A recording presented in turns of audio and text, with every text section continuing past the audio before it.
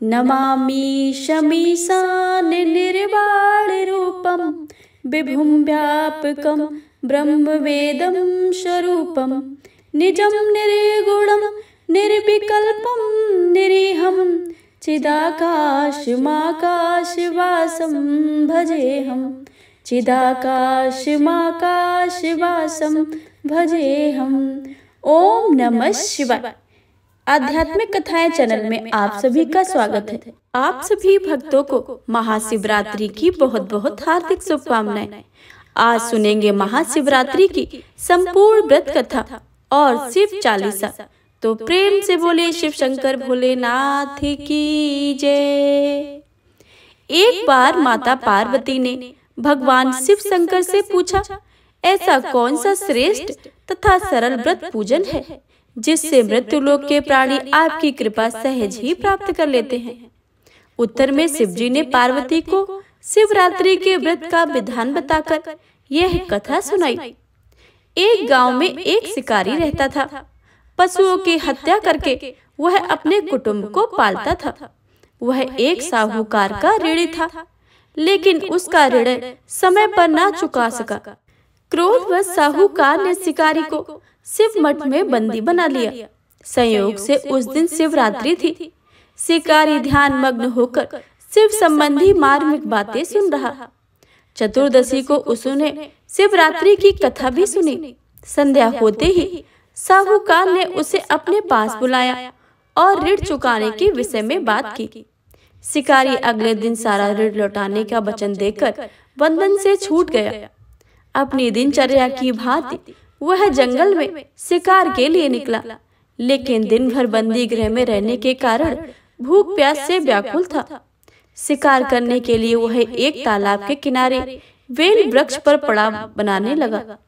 Well वृक्ष के नीचे शिवलिंग थी जो बिल पत्रों से ढका हुआ था। शिकारी को उसका पता न चला।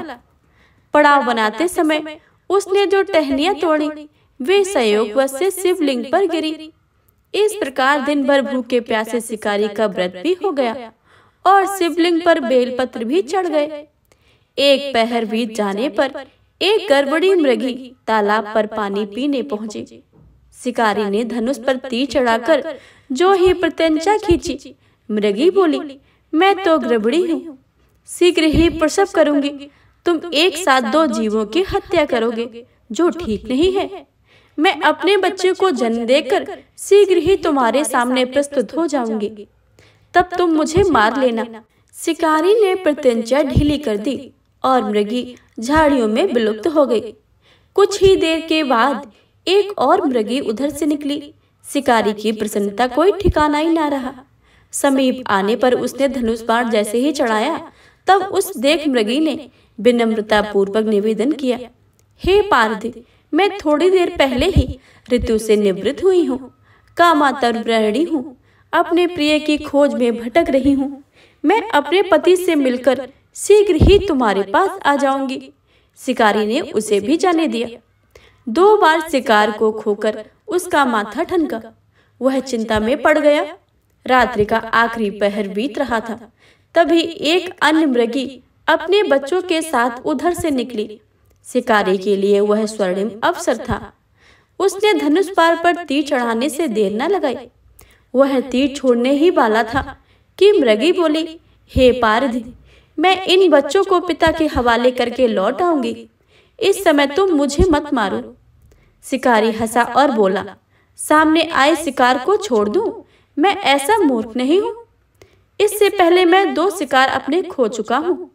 मेरे बच्चे भूख प्यास से तड़प रहे होंगे। उत्तर में मृगी ने फिर कहा, जैसे तुम अपने बच्चों की ममता सता रही है, ठीक वैसे ही मुझे भी। इसलिए सिर्फ बच्चों के नाम पर ही थोड़ी देर के लिए जीवन दान मांग रही हूँ। हे पार्वती, मेरा विश्वास करके मैं इन्हें पिता के पास छोड़कर तुरंत ही लौटने की प्रतिज्ञा करती हूँ। मृगी का दीन स्वर सुनकर शिकारी को उस पर दया आ गई। उसने उस समय मृगी को जाने दिया। शिकार के अभाव में बेल वृक्ष पर बैठा शिकारी बेल पत्र तोड़ तोड़ कर नीचे फेंकता जा रहा था। पौ फटने के हुए तो एक हष्ट पुष्ट मृग उसी रास्ते पर आया। शिकारी ने सोच लिया कि इसका शिकार वह अवश्य ही करेगा। शिकारी की तनी प्रत्यंचा देखकर मृग विनती स्वर में बोला, हे पारधी भाई, यदि तुमने मुझ पे पूर्व आने वाली 3 मृगियों तथा छोटे छोटे बच्चे को मार डाला है, तो मुझे भी मारने में कोई विलंब न करो, ताकि उनके वियोग में मुझे एक क्षण भी दुख ना सहना पड़े। मैं उन मृगियों का पति हूँ। यदि तुमने उन्हें जीवन दान दिया है, तो मुझे भी कुछ क्षण जीवन दान देने की कृपा करें। मैं उनसे मिलकर तुम्हारे सामने उपस्थित हो जाऊंगा। मृग की बात सुनते ही शिकारी के सामने पूरी रात की घटना चक्र घूम गया। उसने सारी कथा मृग को सुना दी। तब मृग ने कहा कि मेरी तीनों पत्नियां जिस प्रकार प्रतिज्ञाबद्ध होकर गई हैं, मेरी मृत्यु से अपने धर्म का पालन नहीं कर पाएंगी। अतः जैसे तुमने उन्हें विश्वास पात्र मानकर छोड़ा है, वैसे ही मुझे भी जाने दो। मैं उन सबके साथ तुम्हारे सामने शीघ्र ही उपस्थित होता हूँ। उपवास से रात्रि जागरण तथा शिवलिंग पर बेलपत्र चढ़ाने से शिकारी का हिंसक हृदय निर्मल हो गया था। उसमें भगवत शक्ति का वास हो गया था। धनुष तथा बाण उसके हाथ से सहज ही छूट गए। भगवान शिव की अनुकंपा से उसका हिंसक हृदय करुणानिधि भव सागर से पार हो गया। वह अपने अतीत के कर्मों को याद करके पश्चाताप की ज्वाला में जलने लगा। थोड़ी ही की देर बाद मृग परिवार शिकारी के पास समक्ष उपस्थित हो गया, ताकि वह उनका शिकार कर सके। किंतु जंगली पशुओं की ऐसी सतता, सात्विकता एवं सामूहिक प्रेम भावना देखकर शिकारी को बड़ी ग्लानि हुई। उसके नेत्रों में आंसुओं की झड़ी लग गई। उस मृग परिवार को न मारकर शिकारी ने अपने कठोर हृदय को जीव हिंसा से हटाकर सदा के लिए कोमल एवं दयालु बना लिया। देवलोक में समस्त देव समाज भी इस घटना को देख रहे थे। घटना की परिणत होते ही देवी देवताओं ने पुष्प वर्षा की। तब शिकारी तथा मृग परिवार मोक्ष को प्राप्त हुआ। अनजाने में शिवरात्रि के व्रत का पालन करने पर भी शिकारी को मोक्ष की प्राप्ति हुई। जब मृत्यु काल के समय यमदूत उसे ले जाने आए, तो शिवगणों ने उन्हें वापस भेज दिया और वे शिकारी को शिवलोक ले गए। तो हे प्रिय भक्तों, यह थी शिवरात्रि की संपूर्ण व्रत कथा। अब सुनिए शिव चालीसा। तो प्रेम से बोलिए शिव शंकर भोलेनाथ की जय, माता पार्वती की जय। आइए सुनते हैं शिव चालीसा। श्री गणेश गिरिजा सुमन मंगल मूल सुजान, कहित अयोध्या दास तुम देहु अभय वरदान। जय गिरिजापति दीन दयाला, सदा करत संतन प्रतिपाला। भाल चंद्रमा सोहत नीके, कानन कुंडल नाग फनी के। अंग गौर सिर गंग बहाए, मुंड माल तन छार लगाए। वस्त्र खाल बागांबर सोहे, छवि को देख नाग मुन मोहे। मैना मातु की है ये दुलारी, बाम अंग सोहत छवि न्यारी। कर त्रिशूल सोहत छवि भारी, करत सदा संतन छयकारी। नंद गणेश सोहे तह कैसे, सागर मध्य कमल है जैसे।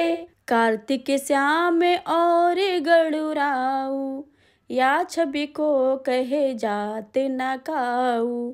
देव ही जब ही जाए पुकारा, तब ही दुख प्रभु आप निवारा।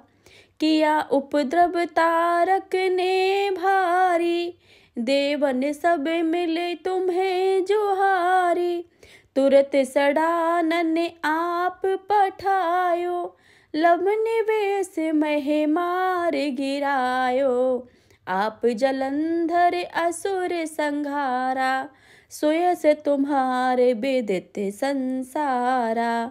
त्रिपुरासुर सन युद्ध मचाई, सब ही कृपा कर लीन बचाई। किया तपहि भागीरथ भारी, पूरब प्रतिज्ञाता सुपुरारी। दान निमह तुम सम कोई दाही, सेवक स्तुत करत सदाही।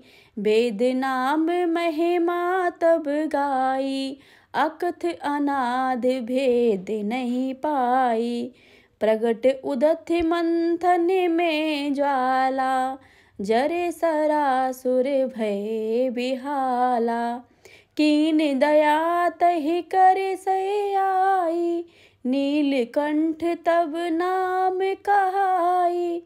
पूजन रामचंद्र जब कीना, जीत के लंक विभीषण दीना। सहस कमल में हो रहे धारी, कीन परीक्षा तब ही पुरारी।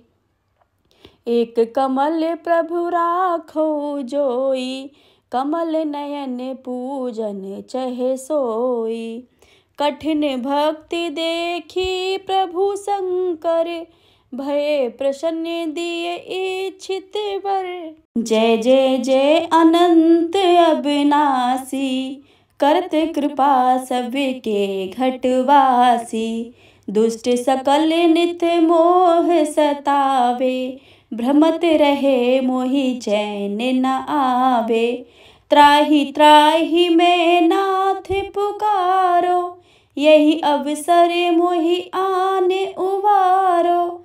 ले त्रिशूल शत्रुन को मारो, संकट से मोहि आने उबारो। मात पिता भ्राता सब कोई, संकट में पूछते नहीं कोई।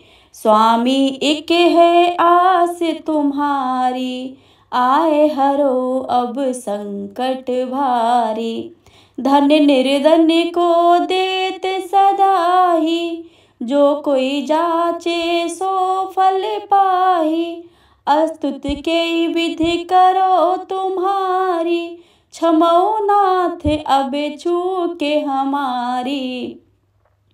शंकर हो संकट के नाशन, मंगल कारण विघ्न विनाशन। योगी यति मुनि ध्यान लगावे, नारद सारद शीस नवावे। नमो नमो जय नमो शिवाय, सुर ब्रह्मादि के पार न पाए। जो यह पाठ करे मन लाई, तापर होते हैं शंभु सहाई।